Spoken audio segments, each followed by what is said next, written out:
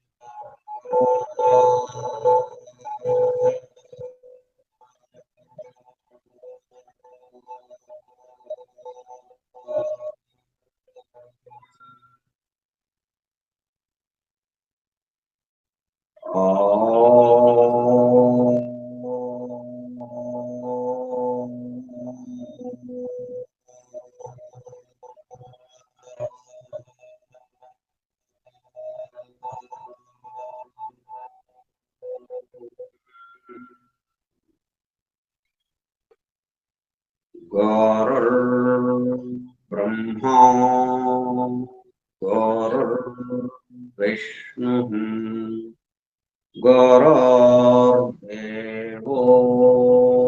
महेश्वरः गुरुः साक्षात् परं ब्रह्म तस्मै श्री गुरवे नमः।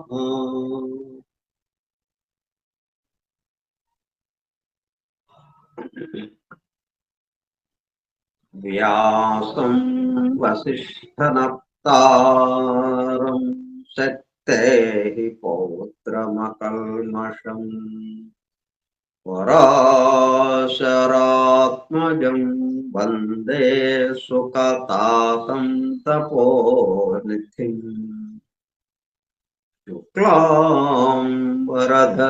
विष्णुं शशिवर्णं चतुर्भुजम् प्रसन्नवदनं ध्यायेत् सर्वविघ्नोपशान्तये। अगज आनन पद्मार्कं गजाननमहर्निशम् अनेकदं तं भक्तानाम् एकदन्तमुपास्महे। वक्रतुण्डमहाकाय कोटिसूर्यसमप्रभ निर्विघ्नं कुरु मे देव सर्वकार्येषु सर्वदा। सरस्वती नमस्तुभ्यं वरदे कामरूपिणी वेद्यारम्भं करिष्यामि सिद्धिर्भवतु मे सदा। ॐ शान्ति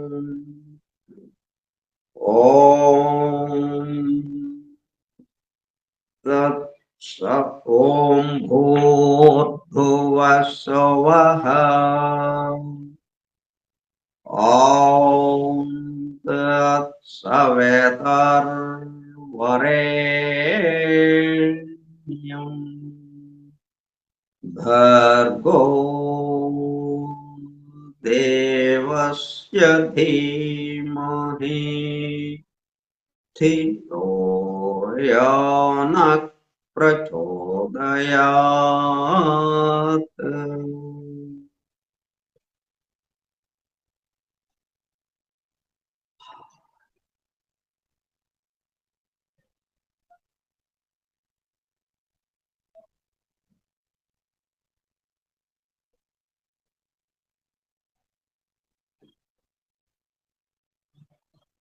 वासुदेव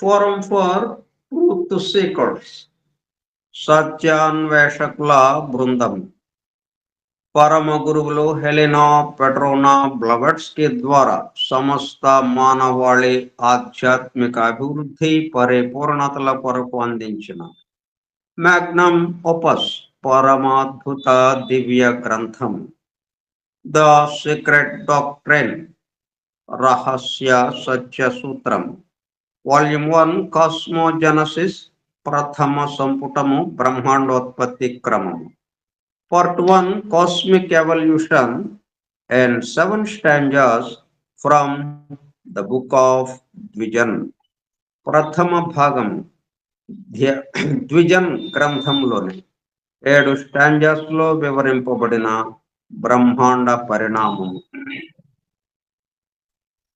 గ్రంథ పఠనము, అధ్యయనము, అవగాహన, ఆత్మదర్శనము కార్యక్రమము.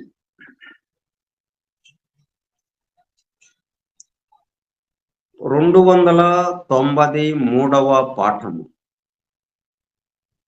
27/10/2025 సోమవారము సాయంత్రం 4:30 గంటలు. ద సీక్రెట్ డాక్ట్రైన్ స్కైప్ గ్రూపులో సుదూర ప్రాంతాలలో ఎవరింట్లో వారు హాయిగా విశ్రాంతి తీసుకుంటూ ఏకకాలంలో ఒకేసారి ఏమి చేస్తున్నాము, వింటున్నాము. ఏమి వింటున్నాము? శాస్త్ర సాంకేతిక రంగంలో ఎంతో వేగముగా పురోగమిస్తున్న ప్రస్తుత కాలంలోనే మానవాళి అదే వేగముతో ఆధ్యాత్మిక రంగంలో కూడా పురోగమించుటకు వీలుగా ప్రపంచంలోని అన్ని జాతుల మతముల పవిత్ర గ్రంథములలో పొడుపు కథల రూపంలో అర్థము అయి అవనట్లుగా ఉన్న సృష్టి రహస్యములను సృష్టి అమెరికా కూర్పును బహిర్గతం చేసి మానవాళికి అందించి వాటి అవగాహన ద్వారా ఆత్మదర్శనము పొందుట అను దివ్య ప్రణాళిక అమలుపరచబడుటకు పరమ గురువులు మేడం హెలెనా, పెట్రోనా బ్లవట్స్కీ ద్వారా అత్యద్భుతముగా అందించిన ద సీక్రెట్ డాక్ట్రైన్ గ్రంథములో బాహాటముగా ఇవ్వబడిన అతి నిగూఢములైన సృష్టి రహస్యములు, వాటి మూలము, గ్రంథ హృదయమును చేరు పద్ధతులు తెలుసుకోవాలనే తీవ్ర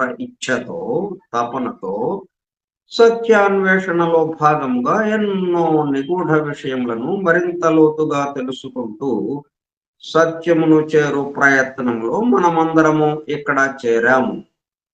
దానితో పాటు ఆధునిక విజ్ఞానము యొక్క దృష్టి పథము నుండి తప్పిపోయిన తత్వ దర్శన అన్వేషణలో అనగా సత్యాన్వేషణ కొరకు కూడా ఈ గ్రంథము దగ్గరకు వచ్చాము.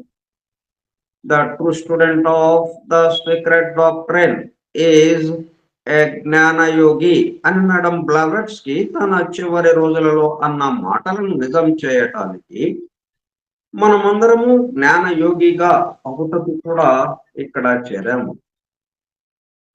గత 2 సంవత్సరముల 8 నెలల కాలము పాటు ద సీక్రెట్ డాక్టర్ గురించి తెలుసుకోవడానికి ప్రయత్నించిన మనము ప్రస్తుతము ఇక్కడ చేరి ద సీక్రెట్ డాక్టర్ ను తెలుసుకుంటూ ఆపై సమస్త విశ్వముగా రూపుదాల్చిన ద సీక్రెట్ డాక్టర్ యందు ప్రవేశించి ద సీక్రెట్ డాక్టర్ గా స్వస్థితి యందు మేల్కొంచుటకు చేస్తున్న చిరు ప్రయత్నమే ఈ కార్యక్రమం. ఈ దివ్య జ్ఞాన మహాయజ్ఞ కార్యక్రమంలో పాల్గొని చెవియొగ్గి వినుచున్న అనగా ఒళ్ళంతా చెవులు చేసుకుని వినుచున్న ప్రియ సత్యాన్వేషక సోదర శ్రోతలందరకు నమస్కారం.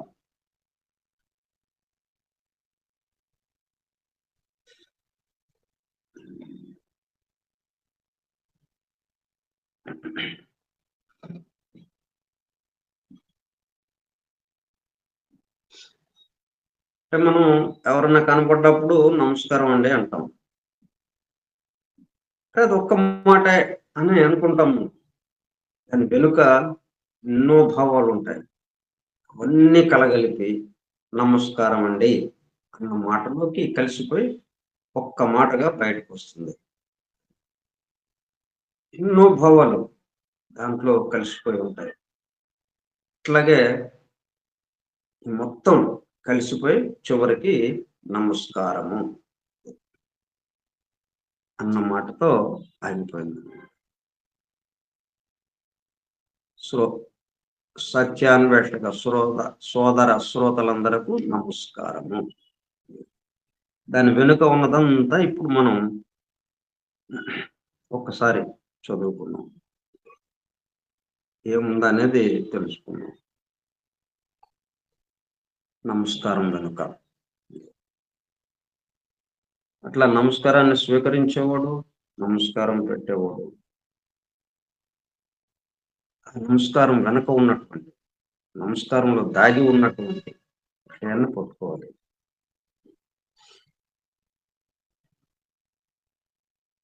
మేడం ఆనే బెసెంట్ ద్వారా ప్రసాదింపబడిన యూనివర్సల్ ప్రేయర్ ఇన్వొకేషన్.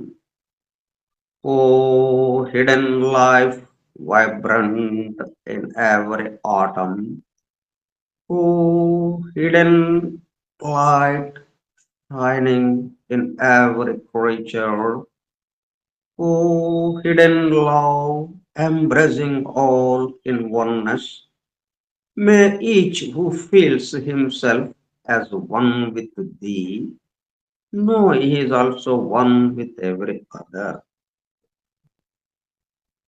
మనం దైవాన్ని చేరటానికి వెళుతున్నాం, దైవంలో కలిసిపోవటానికి, దైవంగా మారిపోవటానికి.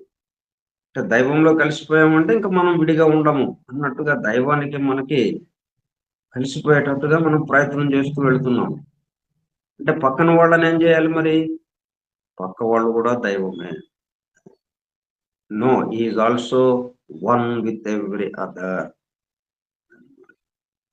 మనం భగవంతుడితో వెళ్తున్నామంటే మిగతా వాళ్ళ అందరితో కలిపే, ఎవరిని వదిలేదు లేదు ఇక్కడ. సమస్త విశ్వం దీనికి అతీతంగా ఉన్న వాడిలోకి వెళ్తుంది, ఈ సృష్టితో సహా. మనం స్టాంజా 2లో ఉన్నాము.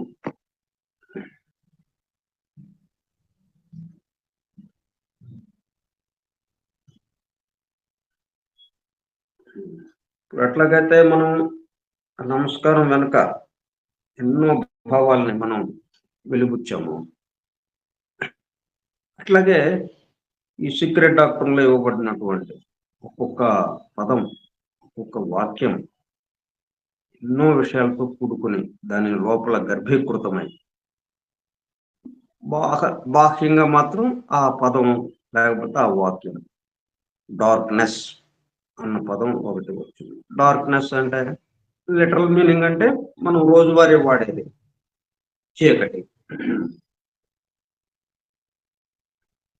ఆ చీకటి అనగానే మనం దాన్ని నిరసించేది, దాన్ని వద్దు అని అనుకునేది. చీకటిని మనం కావాలని ఎవరు అనుకోం కదా,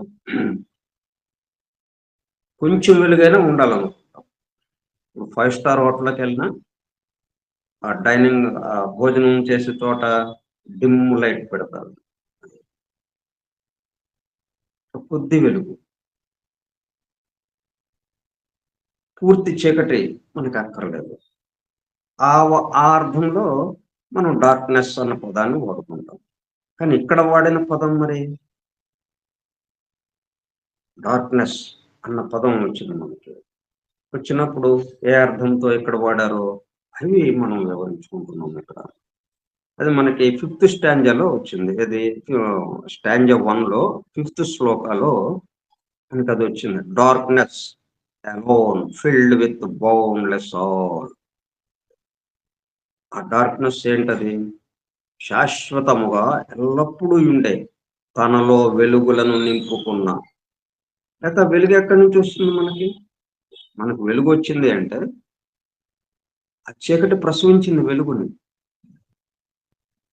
తనలో వెలుగులను నింపుకున్న అచ్చపు చీకటి మాత్రమే ఒంటరిగా ఏకాంత స్థితిలో ఎల్లలు లేని దిగంతాల పర్యంతము తానై అనంతముగా వ్యాపించి ఉన్నది. అది ఇక్కడ డార్క్నెస్ అంటే. మనకి లైట్ కావాలంటే ఆ డార్క్నెస్ లో నుంచే వస్తుంది, మళ్ళీ ఆ డార్క్నెస్ లోకే లైన్ అయిపోతాం. అట్లా మనం పదాలు దానిలో లోతైన అర్థాలు ఏంటనేది మనం చూస్తూ ఉన్నాం.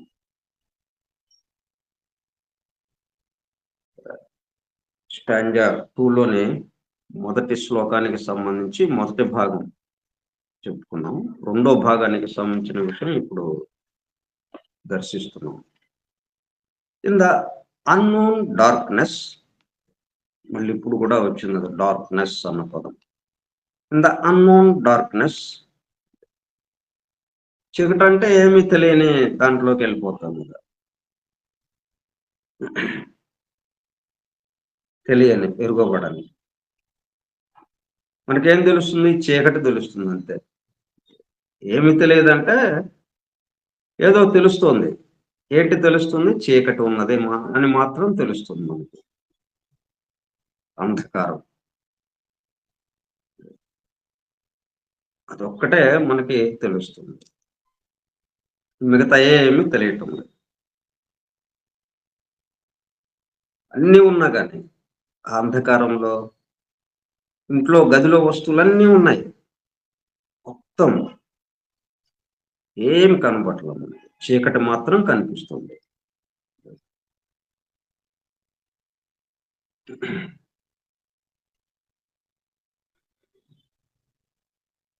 అయితే అన్నోన్ అంటున్నాడు మళ్ళీ ఇక్కడ. In the unknown darkness.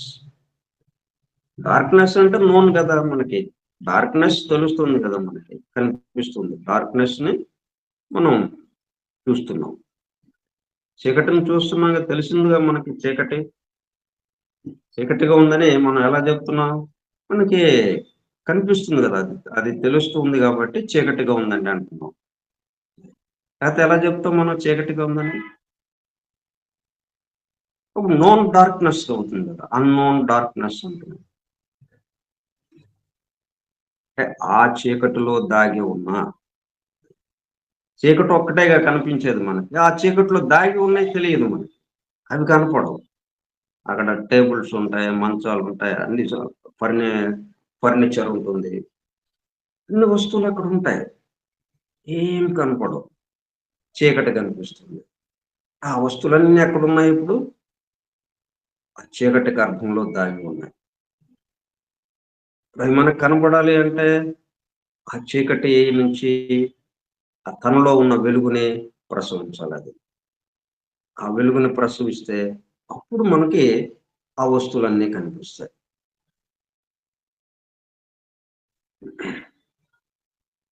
ఇప్పుడిక్కడేమో తమాషా చూడండి. చీకటిగా ఉన్నప్పుడు చీకటి ఒక్కదాన్నే చూస్తున్నాం మనం. ఆ చీకటి ఒక్కటే మనకి తెలుస్తుంది. వెలుగొచ్చేటప్పుడు కల్లా వెలుగు, వెలుగులో కనిపిస్తున్నటువంటి వస్తువు 2 కనిపిస్తున్నాయి మనకి. వెలుగు కనిపిస్తుంది. వెలుగునే మనం దర్శిస్తున్నాం. తెల్లటి వెలుగుని. ఆ వెలుగులో కనిపిస్తున్న వస్తువులన్నీ మనకు కనిపిస్తున్నాయి. వెలుగు, ఆ వెలుగులో కనబడుతున్న వస్తువులు. ఆ వస్తువులెక్కడున్నాయి? అంతకుముందు అంతకుముందు దాగి ఉన్నాయి చీకట్లో. ఇప్పుడవి ఆ వెలుగు ద్వారా బయటికి వచ్చినట్టుగా అయింది. అదే. ఆ బయటికి ఎవరైతే తీసుకొచ్చారో వాళ్ళని ఏమంటామంటే, ఆ హీ ధ్యాన్ చౌహాన్ kingdom. None unknown darkness in there ఆ హీ చౌహానిక్ ధ్యానే బుద్ధిక్ పరనిష్పన్న. ఆ స్థితిని పరనిష్పన్న అంటున్నాం. ద ప్రొడ్యూసర్స్ ఆఫ్ ఫార్మ్ రూప ఫ్రమ్ నో ఫార్మ్. మనం చీకటిగా ఉన్నప్పుడు నో ఫార్మ్. ఆకారాలేమి లేవు మనకక్కడ. ఆ అరూప నుంచి రూపాల్ని మనం బయటకి తీసుకురావడం. అది. ఇప్పుడు వెలుగు రాంగానే మరి వస్తువులు ఉండాలంటే, ఆ వస్తువులు ఆకారాలతో అక్కడ నిలబడాలి. వస్తువులు ఉండాలక్కడ. ఉంటేనే గదా మనకు వెలుగు ఒక్కటే కనిపించిందంటే, ఇంకేమి కనపట్లేదు. చీకట్లో ఎలాగైతే చీకటొక్కటే కనిపించింది. మిగతా ఏమీ కనపడలేదు. వెలుగొచ్చింది. వెలుగు ఒక్కటే కనిపించింది. ఇంకేం కనపడలేదు. అట్లాగా కాదు. వెలుగు అనేటప్పటికల్లా అక్కడ ఉన్నటువంటి ఏమేమైతే ఉన్నాయో అవన్నీ ఆకారాలు మొత్తం కనిపించడం జరుగుతుంది. మరి అట్లా కనిపించాలి అంటే ఆకారాలని అవ్యక్తంలో నుంచి వ్యక్తంలోకి తీసుకొచ్చే వాళ్ళు ఒకళ్ళు కావాలి. వాళ్ళే ధ్యాన్ చౌహాన్ కింగ్డమ్. వాళ్ళందరినీ కలిపి అదొక పరిపాలక వర్గంగా ఉన్నారు వాళ్ళు. వాళ్ళందరినీ కలిపి మొత్తంగా ఆ హీ అన్న పదంతో పోలుస్తున్నాం. వాళ్ళకి ఆ పేరుతో చెప్పుకుంటూ ఉన్నాం. అంటే ఆర్మీ అని ఎట్లాగైతే మొత్తాన్ని కలిపి సైన్యం మొత్తాన్ని ఎన్నెన్నో విభాగాలతో ఉన్నటువంటి దాన్ని ఆర్మీ అని ఎలాగైతే ఒక్క మాటతో చెప్పేసాము, ఒక్క పదంతో, అట్లా వీళ్ళని రకరకాల స్థాయిల్లో రకరకాలటువంటి పనుల్లో ఉన్నటువంటి వీళ్ళందరినీ అంటే సూక్ష్మం నుంచి స్థూలానికి తీసుకురావడం అనేది 7 స్థాయిల్లో జరుగుతుంది అది. మరి 7 స్థాయిల్లో 7 రకాలైనటువంటి వాళ్ళు ఉన్నారు. 7 విభాగాలుగా. ఇట్లా వీళ్ళందరూ కలిపి ఇప్పుడు మనం ఆ హే అన్న స్థితిలో ఆ డార్క్‌నెస్‌లో దాగి ఉన్నారు. కనపట్లేదు ఇప్పుడు మనకి. వాళ్ళెవరు? Producers of form from no form. ఆకారాల్ని బహిర్గతం చేసేవాళ్ళు, వ్యక్తం చేసేవాళ్ళు. అవ్యక్తంగా ఉన్నదాన్ని వ్యక్తంగా, కనబడకుండా దాగి ఉన్నదాన్ని కనబడేటట్టు చేసేవాళ్ళు. The root of the world, ఈ ప్రపంచం మొత్తం, ఈ వ్యక్త సృష్టి ఏదైతే ఉందో దీనికి మూలంగా ఉన్నదది. ఆ అన్నోన్ డార్క్‌నెస్ అన్నది. ఇంకా అది ఎలాగుంది? The Devamatri and Svabhavat. స్వభవత్. ఇదంతా కలిపి దేవమాత్రి అంటే దేవతల యొక్క తల్లి. దాని గురించి మనకి అంతకుముందు ఫస్ట్ స్టాంజాలో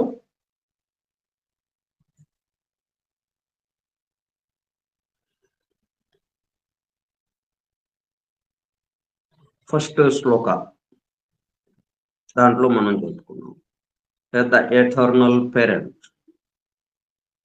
అర్ధనారీశ్వర తత్వంలో ఒకరైన అమ్మల గన్నయమ్మ, ముగ్గురమ్మల మూలపుటమ్మ, ఆది పరాశక్తి అయిన జగన్మాత ఎన్నటికీ గోచరము కాని తన 7 పొరల ఆచ్ఛాదనలచే కప్పబడి అనంతకాల ప్రవాహంలో 7 మహాశాశ్వత కాలావధుల 7 ఎటర్నిటీస్ అంటారు.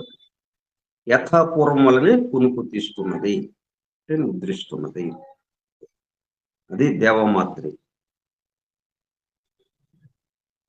ఇప్పుడు అక్కడి నుంచి ఏం రావాలి? స్వభవత్, సెల్ఫ్ బికమింగ్.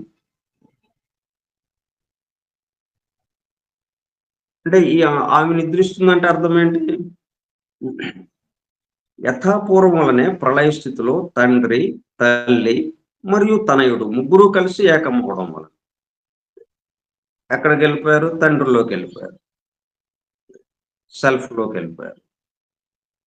చూచేవాడు, చూడడం మరియు చూడబడేది అక్కడ లేకపోవడం వలన ప్రళయ స్థితిలో సమస్త వ్యక్త సృష్టి అచ్చపు వెలుగుల చీకటిలో కరగి అవ్యక్త స్థితిలో ఉండడం వలన ఇట్లా మనం అంతకుముందు ఇవ్వబడినటువంటి శ్లోకాలకు కూడా స్టాంజాస్ లోనే ఆ శ్లోకాలను కూడా మనం ఇప్పుడు సమన్వయం చేసుకుంటాం. ఇప్పుడు దాన్ని ఇప్పుడేమి ఇచ్చారా అనే దానికి చెప్పుకుంటూ వస్తే అప్పుడు మనకు బాగా అర్థం. ఈ స్వభావత్ దేవమాత్రి వరకు మనం పోయినసారి చెప్పుకున్నాం. ఈ స్వభావత్ అన్న దాని గురించి మనం ఈరోజు కొంత వివరించుకున్నాం. దాన్ని స్వభావత్ అని పలకొచ్చు. స్వభావమును అనుసరించి అదే దాన్ని స్వభవత్, తాను వ్యక్తమవుతాం, బికమింగ్. స్వ అంటే తను వ్యక్తమవడం. తను వ్యక్తమవడం అంటే తన నుండి తన వలె ఉండే రూపాలని బయటికి ప్రసరింపచేయటం.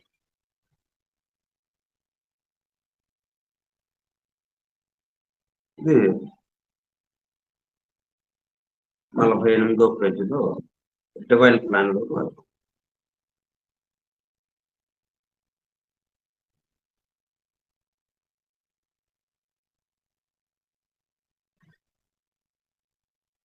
In the stanza the word అంటే మనకి ఈ స్టాంజాస్‌లో వచ్చే పదాల్లో ఇదొక పదం. ఏంటది?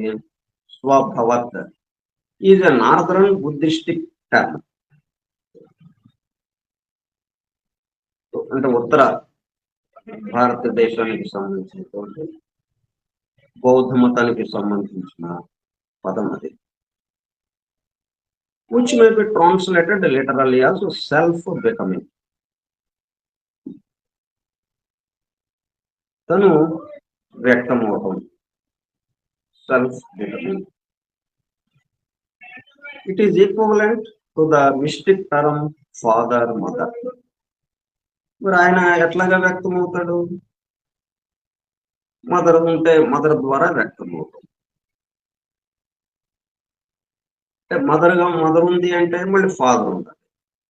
అంటే తనే ఫాదర్ మదర్గా మారి వారిద్దరి నుండి తనయుణ్ణి ప్రసవించడం, సృష్టి వ్యక్తం అవటం.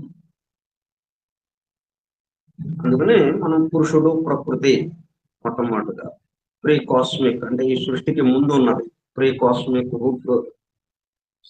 Route substance, pre cosmic ideation, అట్లా రెండు ఉన్నాయి. ఆ రెండింటి నుంచి ఫాదర్ మదర్, దాని నుంచి సన్ బయలుపెట్టడం, అంటే ఈ వ్యక్త సృష్టి బయటకు రావటం, సృష్టి వ్యక్తం అవటం ప్రళయ స్థితి నుంచి.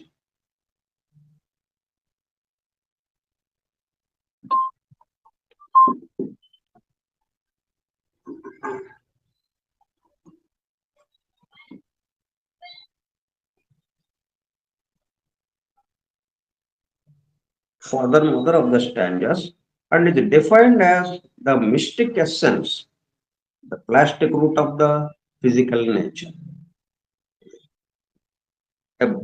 వ్యక్తం అవడానికి ఏదైతే ఉందో దానికి మూలముగా ఉన్నది రూట్. దాన్ని మనం స్వభవత్ భవత్ అంటే జన్మించడం, అవడం, అంటే బికమింగ్. అలాగే ఇంకా 472వ పేజీలో మరికొంత వివరణ ఇచ్చారు. 472 అనేటప్పుడు కల్లా ఇవేంటి, ఒక్కొక్క పదం 2-3 చోట్ల ఎందుకు వస్తుంది అంటే ఒక్కొక్క డాక్టర్కి సంబంధించి, ఒక్కొక్క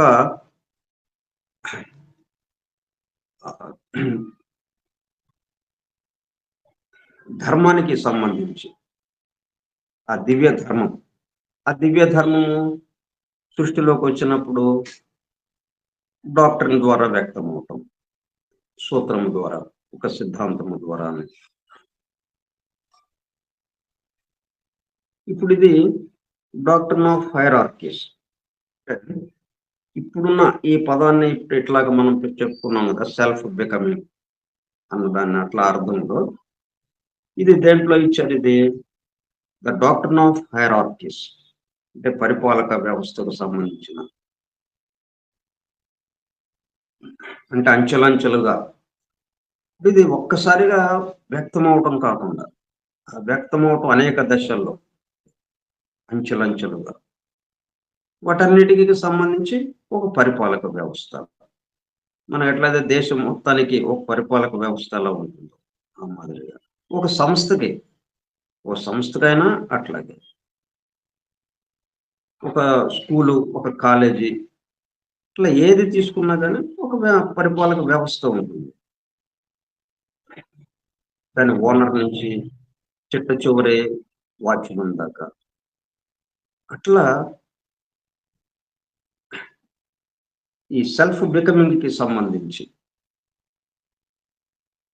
సృష్టి వ్యక్తమవటం అవ్యక్తంలో నుంచి వ్యక్తంలోకి తీసుకొచ్చే వాళ్ళుగా వీళ్ళు అంచెలంచెలుగా తీసుకురావడం కాబట్టి అదంతా ఒక పరిపాలక వ్యవస్థగా హైరార్కీస్, డాక్ట్రిన్ ఆఫ్ హైరార్కీస్ అన్న దాంట్లో ఇది చెప్పుకొచ్చారు. అదేంటి the law of essential unity. దివ్య ధర్మం ఏంటది? ఏ దివ్య ధర్మాన్ని అనుసరించి ఈ వ్యక్తమైన సృష్టిలో పనిచేస్తుంది ఇది, ఈ సూత్రము? అంటే లా ఆఫ్ ఎసెన్షియల్ యూనిటీ, ఏకత్వ భావనకి సంబంధించి. ఏకత్వం నుంచి అనేకత్వం లాగా రావటం, దానికి సంబంధించి ఒక పరిపాలక వ్యవస్థ. ఏకత్వం నుంచి అనేకత్వానికి తీసుకురావడంలో వీళ్ళందరూ పనిచేయటం, ఎవరెవరు ఎట్లా పనిచేస్తున్నారు అనేది. అప్పుడు సెల్ఫ్ బికమింగ్ అవుతుంది. అంటే తాను పెక్కులు కావాలి అన్నదానికి ఆ సంకల్పాన్ని అనుసరించి అనేకత్వంలోకి రావటానికి వీళ్ళందరూ దోహదపడుతున్నారు.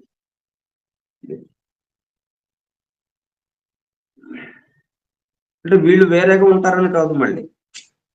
ఇప్పుడు ఈ మొత్తం పని, ఒక పని చేయాలంటే కొన్ని వందల మంది కావాలి. ఒకళ్ళు ఇద్దరితో అది అవ్వదు. ఎందుకని అన్ని రకాలైన విషయాల్ని ఒక చోటకి క్రోడీకరించాలి, ఒక చోటకి జత చేయాలి, ఒక చోటకి తెస్తే గాని ఆ పని పూర్తి కాదు.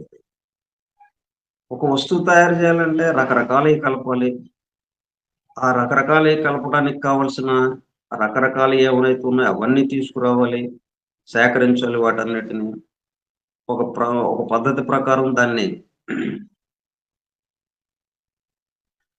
తయారు చేసి ఒక పదార్థంగా బయటకు తీసుకురావటం. దీనంతటికి కలిపి కొన్ని వందల మంది పనిచేస్తారు ఒక వస్తువు తయారైంది అంటే.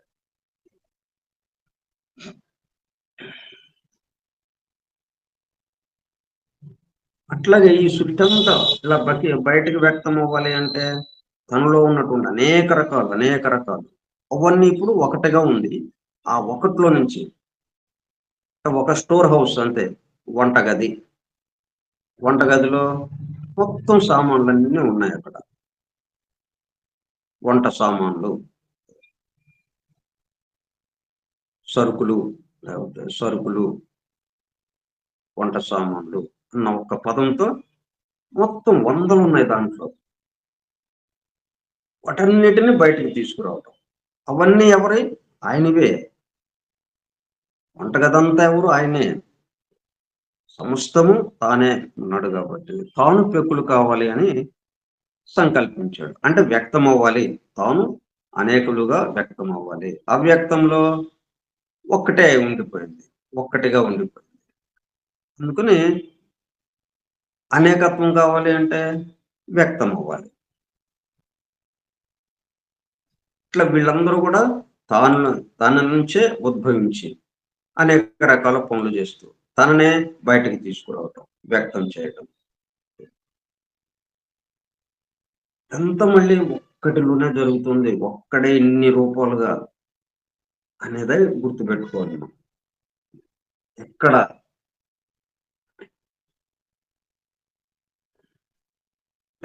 క్షీరసాగర మథనం అని ఒక సంకేతమైనటువంటి ఒక అద్భుతమైన సంకేతం సంబంధించింది అది. అవన్నీ ఒకవైపు రాక్షసులు, ఒకవైపు దేవతలు దాన్ని మథనం చేయటం. ఇట్లా ఇవన్నీ ఎన్నో రకాలు ఉన్నాయి అక్కడంతా. వాటన్నిటి నిండా ఉన్నదేంటి? ఒకే పదార్థం. అది గుర్తుపెట్టుకొని మనం ఆ కథలన్నీ చదవాలి. అది గుర్తుపెట్టుకొని ఈ సృష్టినంతటిని చూడాలి మనం. అనేకత్వాన్ని చూడాలి మనం. ఒకే పదార్థం, ప్రీ కాస్మిక్ రూట్ సబ్స్టెన్స్, మూల పదార్థము ఒక్కటే. ఆ మూల పదార్థం నుంచే ఈ ఆకారాలకి సంబంధించి, రకరకాల ఆకారాలకి సంబంధించి తయారు చేయబడ్డాయి ఒకే పదార్థంతో. అట్లాగే దానికి చైతన్యముగా ఒకే ఐడియేషన్, ప్రీ కాస్మిక్ ఐడియేషన్, ఒకే స్పిరిట్, ఒకే ఆత్మ. వీటన్నిటికీ చైతన్యముగా ఉంది. ఇట్లా పదార్థం, మ్యాటర్, స్పిరిట్ ఈ 2 కలిసి అనేక రకాలుగా మారినట్టుగా మారింది. ఎక్కడ ఉన్నా గానీ అదే పదార్థం, అదే స్పిరిట్. ఇన్నొచ్చినాయి కాబట్టి చాలా ఉన్నాయండి అనేది లేదు. ఒకడు అనేకమయ్యాడు. అనేకమైనట్టుగా మనకి భావం కల్పిస్తుంది గానీ, భాషిస్తోంది గానీ, ఒకటే. రకరకాల ఆకారాలు సరదాగా ఆడుకోవటానికి అన్నట్టుగా అలాగా కనిపిస్తుంది. కాబట్టి ఇక్కడేంటన్నమాట దీంట్లో డాక్ట్రిన్ ఆఫ్ హైరార్కీస్‌లో చెప్పిన విషయం ఇక్కడ ముందు తెలుసుకున్నాం. మళ్ళీ 472లోకెళ్ళేటప్పటికల్లా అక్కడ ఇంకొక ధర్మాన్ని గురించి, ఇంకొక దివ్య ధర్మాన్ని గురించి చెప్తూ, దానికి సంబంధించిన డాక్ట్రిన్ ఏదైతే ఉందో, అక్కడ మళ్ళీ ఇంకో దానికి తగ్గట్టుగా ఒక వివరణ అదే పదానికి. అట్లా అందుకని ఒక్కొక్క పదం మనకి డివైన్ ప్లాన్‌లో ఒక 4, 5 పేజీల్లో వస్తా ఉంటుంది.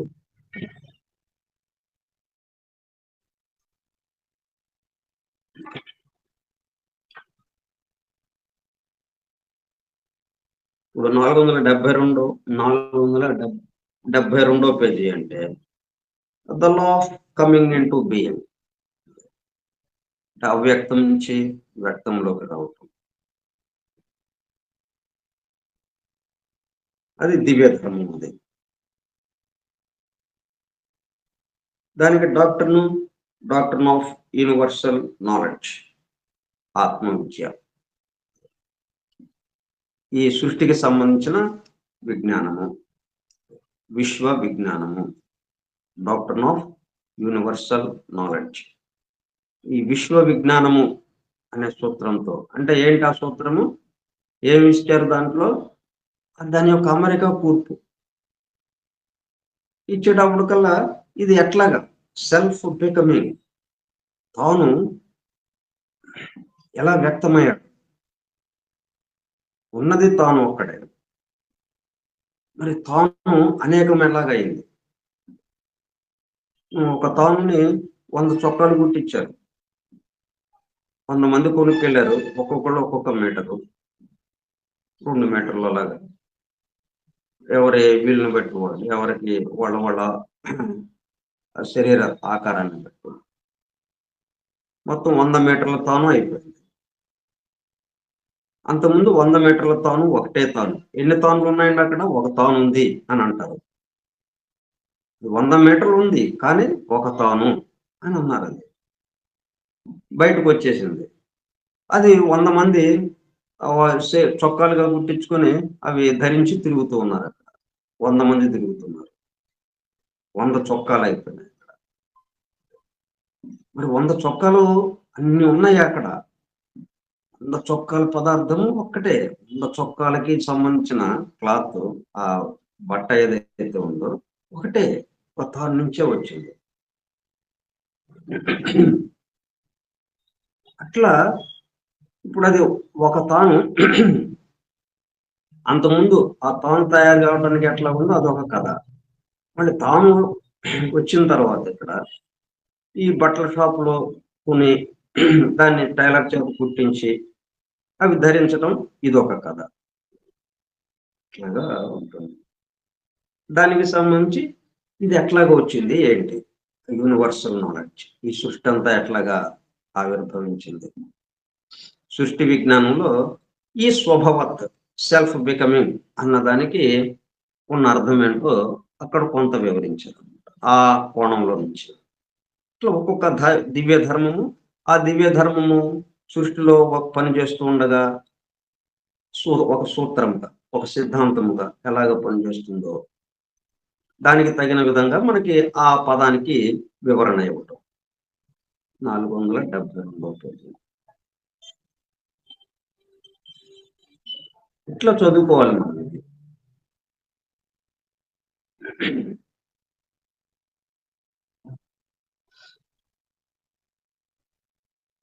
Explaining the terms.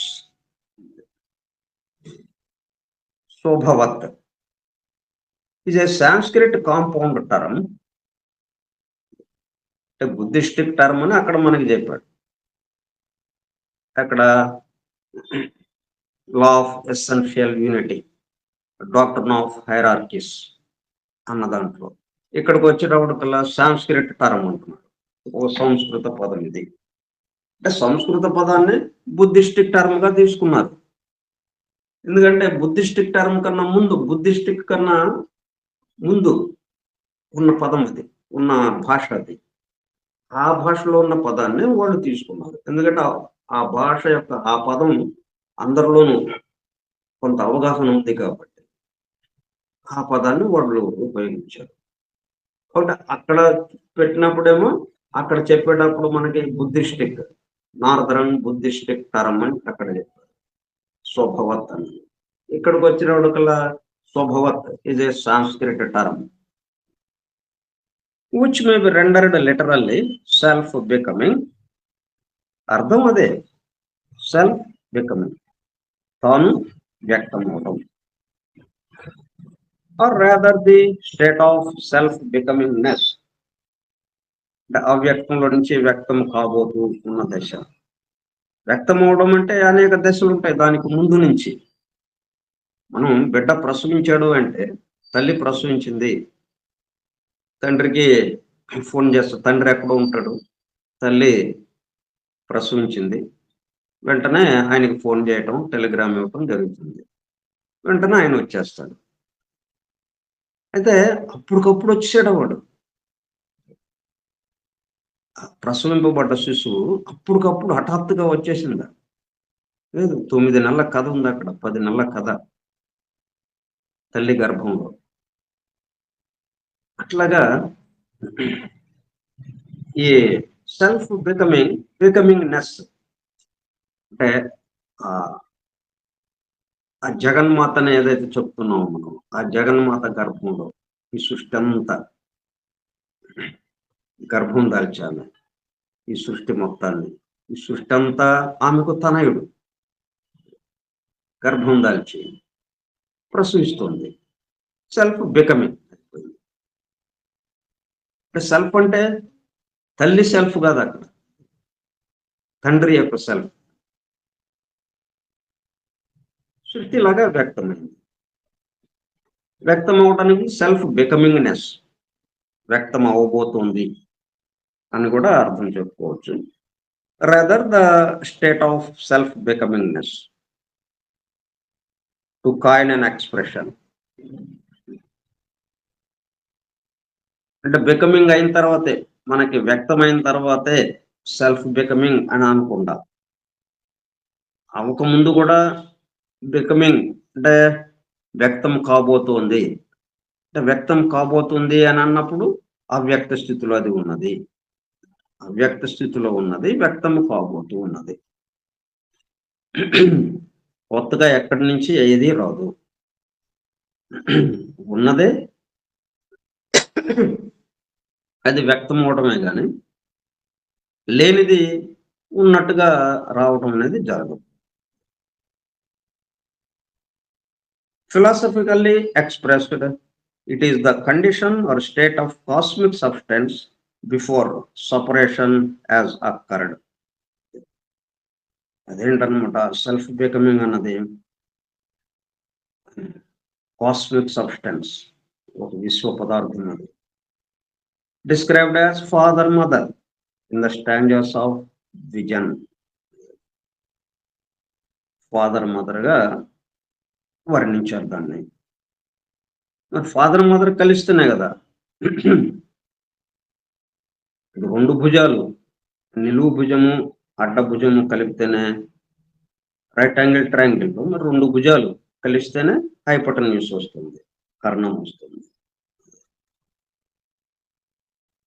ఈ తండ్రి తల్లి ఇద్దరు నుండి తనయుడు, దానికి సంకేతంగానే పైథాగరస్ రైట్ యాంగిల్ ట్రయాంగిల్ ఇవ్వటం జరిగింది.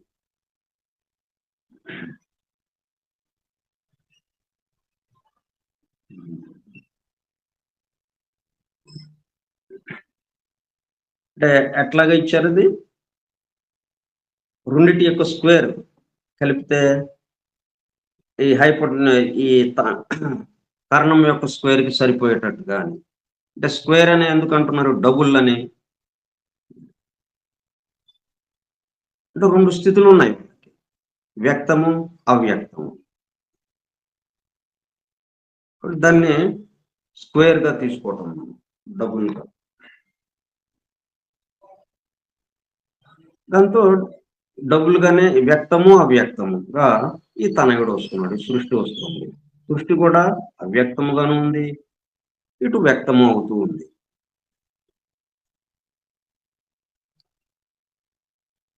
ఇట్ ఈస్ ఈక్వలెంట్ టు ఆకాశ. ఆకాశము అంటే చోటు యొక్క వ్యక్త రూపము. చోటు మనకి ఆ చోటు సోలిడిఫై అయితే అంటే ఆ మేరకు ఆకాశం కూడా సూక్ష్మంగా ఉన్నదే. కానీ ఆకాశము ఎక్కడి నుంచి అయితే వచ్చిందో దాంతో పోల్చుతున్నప్పుడు, దాంతో కలిపి చెప్తున్నప్పుడు ఇది స్థూలము, చోటు సూక్ష్మము. చోటు యొక్క స్థూల రూపము ఆకాశము.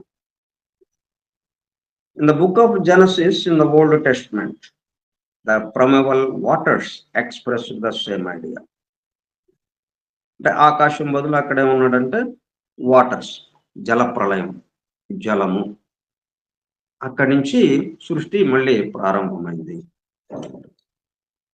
అంతకుముందున్న సృష్టి జల ప్రళయంలో మునిగిపోయి వాటన్నిటినీ జాగ్రత్తగా కాపాడుతూ ఒక నౌకలో వాటి యొక్క మూలతత్వాల్ని, అంతకుముందున్న సృష్టికి సంబంధించిన మూలతత్వాల్ని, అంటే 84 లక్షల జీవరాశులు అని మనం ఏదైతే అనుకుంటామో వాటి యొక్క మూలతత్వాల్ని ఆ నౌకలో ఆ జల ప్రళయం వచ్చినప్పుడు అవి మునిగిపోకుండా ఆ 84 లక్షల జీవరాశులు ఉండేటట్టుగా, ఆ తర్వాత మళ్ళీ అవి వ్యక్తం అవుతుంది. జల ప్రళయం అయిపోగానే మరలా సృష్టి ప్రారంభం కావటం. అక్కడ కూడా అలాగా. తర్వాత ఇంకోటి ఏంటంటే, it should be borne in mind that Swabhavat does not descend from its own condition or state, nor depart from its own plane, and yet all beings and worlds come forth from it.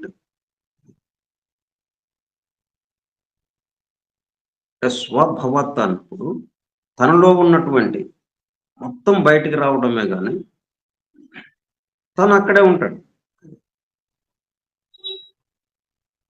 అంటే తను కిందకి వచ్చేటప్పటికల్లా అక్కడ ఖాళీ అవుతుందేమో అని అనుకోవటం కాదు. రాష్ట్రపతి దేశం మొత్తానికి సంబంధించి ఒక కార్యస్థానం ఉంది, అక్కడ రాష్ట్రపతి ఉన్నాడు.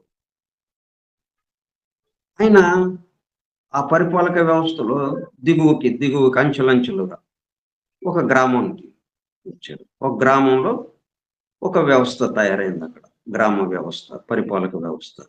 మరి అది ఎవరి కంట్రోల్లో ఉంది? రాష్ట్రపతి కంట్రోలే కదా. ఓవరాల్గా మనకి సౌకర్యం కోసం ఒక జిల్లా పెట్టుకుంటాం, మండలం నుంచి జిల్లా, ఒక గ్రామం మండలంలో భాగమై ఉంటుంది, ఆ తర్వాత జిల్లాలో భాగమై ఉంటుంది, రాష్ట్రంలో భాగమై ఉంటుంది, దేశంలో భాగమై ఉంటుంది. ఓవరాల్గా దేశము. ఎవరు వచ్చారు ఇక్కడికి? రాష్ట్రపతి అక్కడ ఉంది. అందుకనే అక్కడ ఢిల్లీలో కేంద్ర స్థానంలో ఆమె ఉన్న ఆఫీసు నుంచి, రాష్ట్రపతి ఉన్న ఆఫీసులో నుంచి అక్కడ ఖాళీ చేసి ఇక్కడికి రావటం ఉండదు కదా. అక్కడ అక్కడ ఉంటుంది, రాష్ట్రపతి అన్నది అక్కడ ఉంటుంది, ఇక్కడ కూడా ఇది ఇక్కడ వ్యక్తం అవుతూ ఉంటుంది. అట్లాగే సెల్ఫ్ బికమింగ్ అంటే సెల్ఫ్ ఎక్కడుందో అక్కడ మొత్తం ఆవరించి ఉంది, అది అలాగే ఉంటుంది. దాంట్లో నుంచి ఇవి బహిర్గమం అవుతూ ఉన్నాయి. From it, in the words of a Buddhist catechism, everyone has come out of Akasha or Swabhavat on our earth. ఈ స్థూల ప్రపంచంలో ఎలాగ వ్యక్తం అవుతున్నాం మనం? ఈ ఆకాశంలో నుంచి. in obedience to a law of motion inherent in it, and after a certain existence passes away. కొద్దిసేపు ఇక్కడ వ్యక్తమవుతున్నాం, కొంత సమయం ఉంటున్నాము, తర్వాత పాసెస్ అవే, మళ్ళీ మాయమైపోతున్నాం, మళ్ళీ ఎక్కడి నుంచి వచ్చామో అక్కడికే ఉన్నట్టుగా అయిపోతుంది. ఈ ఆకాశంలో నుంచి బయటకు వస్తున్నాం అంటే చోటులో నుంచి అన్నట్టుగా. చోటు యొక్క వ్యక్త స్థూల స్థితి ఆకాశం, ఆకాశంలో నుంచి మొత్తం వస్తుంది, మళ్ళీ ఆకాశంలోకే వెళ్ళిపోతుంది. And after existence a certain existence passes away. అట్లా అక్కడ ఆ విధంగా మనకి వివరించారు. తర్వాత 508 ఉదాహరణగా ఈ పదాన్ని తీసుకుని ఎక్కడెక్కడ ఎట్లా ఇచ్చారు, ఏ ఏ దివ్య ధర్మాలప్పుడు, ఏ ఏ సిద్ధాంతాలప్పుడు ఎట్లాగా మనకి అందించారు.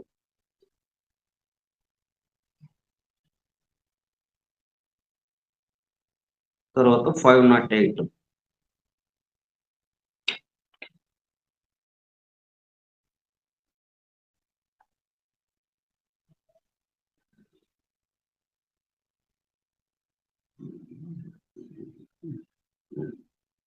At the commencement of the radiation of the first logos, there is as yet no outward activity, nor is there any differentiation or separation of the primordial cosmic spirit matter.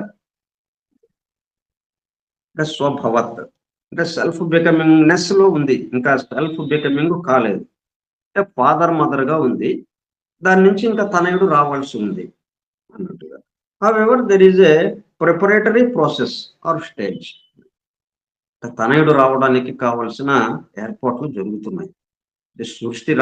సృష్టి వ్యక్తం అవడానికి కావలసిన ఏర్పాట్లు జరుగుతూ ఉన్నాయి. ఇది ఎక్కడ చెబుతున్నాడు?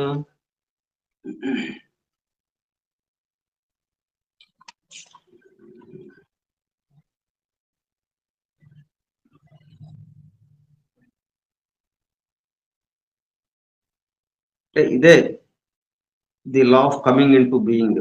దాంట్లోనే డాక్టర్ ఆఫ్ యూనివర్సల్ నాలెడ్జ్లోనే మొత్తం 3 జీవ ప్రసారాలు ఉన్నాయనుకుంటున్నాం. ఇంకా 3 మూర్తుల నుంచి, ఒక్కొక్క మూర్తి నుంచి ఒక్కొక్క జీవ ప్రసారం, వాటికి సంబంధించి చెప్పినప్పుడు ఇది చెప్తూ ఉన్నాడు. ఇది ఫస్ట్ లాగాస్ కి సంబంధించింది. ఫస్ట్ లాగాస్ నుంచి ఈ స్వభవత్ అంటే సెల్ఫ్ బికమింగ్ అనేది బయటికి వ్యక్తం అవుతుంది అనేది.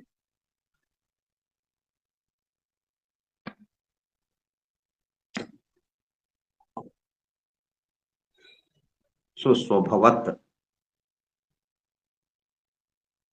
ఆ తర్వాత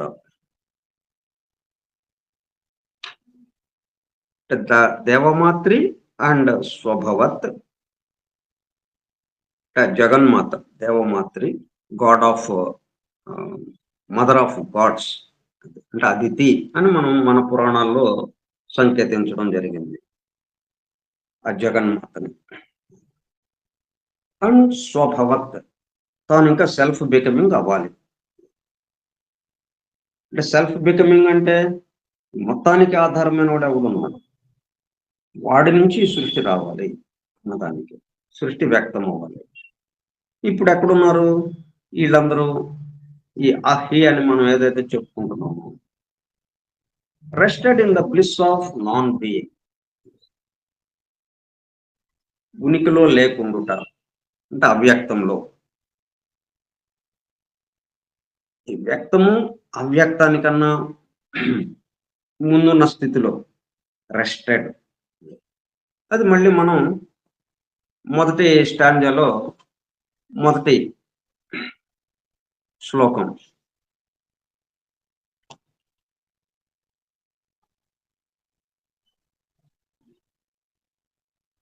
యథాపూర్వం వల్లే కునుకు తీస్తున్నది అంటే అక్కడ ఉన్న స్థితి ఏంటది? ఆ కునుకు తీస్తున్నదని అక్కడ అన్నయ్య అని వదిలేసాం. అక్కడ మొదటి శ్లోకంలో, మొదటి స్టాంజాకి సంబంధించిన మొదటి శ్లోకంలో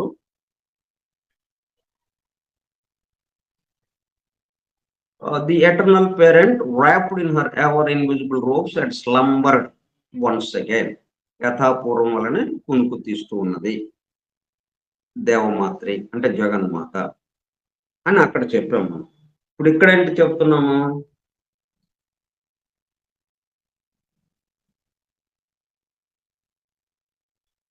rested in the bliss of non being. ఒక పరమానంద స్థితిలో, బ్రహ్మానంద స్థితిలో, పరమానందం లేకపోతే బ్రహ్మానందం, బ్లిస్ అంటే అటువంటి స్థితిలో, అది ఆ స్థితి ఏంటి? మనకు ఆ స్థితి ఉందని తెలియని అన్నట్టుగా. ఎందుకంటే గమనించేవాళ్ళు, గమనింపబడేది, గమనించేవాడు లేడు అక్కడ.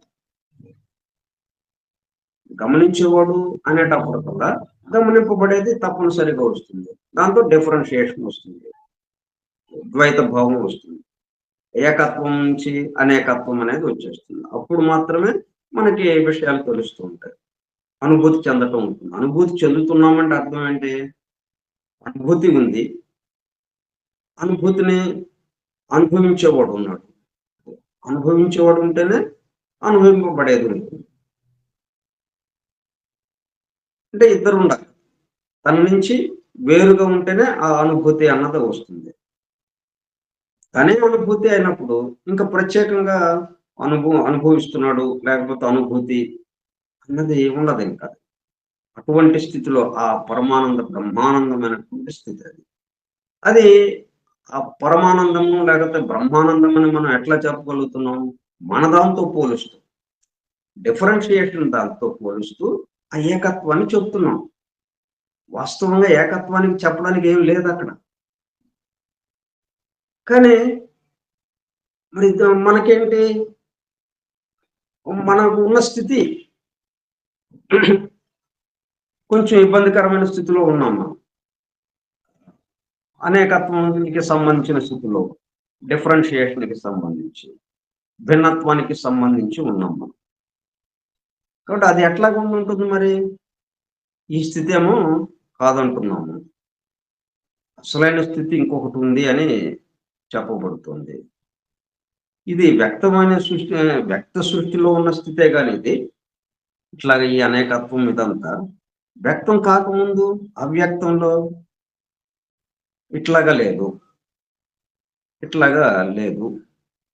అట్లాగే వ్యక్తము అవ్యక్తానికి అతీతంగా, అంటే ఈ రెండిటికి సంబంధించి ఎవరైతే ఉన్నారో,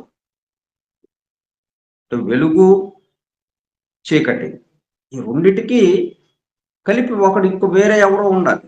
లేకపోతే ఆ వెలుగు చీకటి ఇట్లా బయటకు రావడానికి అవకాశం లేదు. చీకటైనా వ్యక్తమైంది కదా, వెలుగైనా వ్యక్తమైంది. కాకపోతే మనకి ఏం తెలియట్లేదు కాబట్టి అది అవ్యక్తం అనుకుంటున్నాం చీకటిని, వెలుగునేమో వ్యక్తము అని అనుకుంటున్నాం. ఇట్లా అవ్యక్తము వ్యక్తమని ఈ రెండింటిని మనం చెప్పుకుంటూ ఉన్నాం. కానీ ఈ రెండింటికి ఆధారమైంది అసలైంది వన్ ఎగ్జిస్టెన్స్, ఎల్లప్పుడూ శాశ్వతంగా ఉంది. అక్కడ ఆ స్థితిని మనం మన స్థితితో పోలుస్తూ అద్భుతమైనటువంటి బ్రహ్మానందం, అంటే మన ఆనందంతో లెక్కలేస్తూ, మన ఆనందము ఇది మన తైత్రీయ ఉపనిషత్తులో వస్తుంది. ఎంత ఆనందం ఆ లెక్క కొలతలతో చెప్తారనమాట. అట్లా ఇంత బ్రహ్మానందంగా ఉంటుందంట అక్కడ అని చెప్తారు. కానీ అక్కడ అనుభూతి చెందడానికి ఎవరున్నారు? ఎవరు లేరు. అట్లాగే మనం చెప్పుకుంటూ ఉంటాం.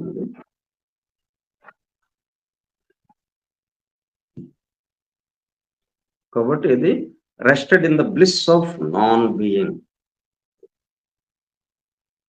ఇదంతా ఈ ఒకటిలో జరుగుతోంది. ఇది అనేకత్వం కూడా ఒకదానికి సంబంధించింది తప్పితే ఇంకొకటి లేదు అక్కడ. ఈ అనేకత్వం మళ్ళీ ఏమైంది? ఏకత్వానికి వెళ్ళిపోయింది.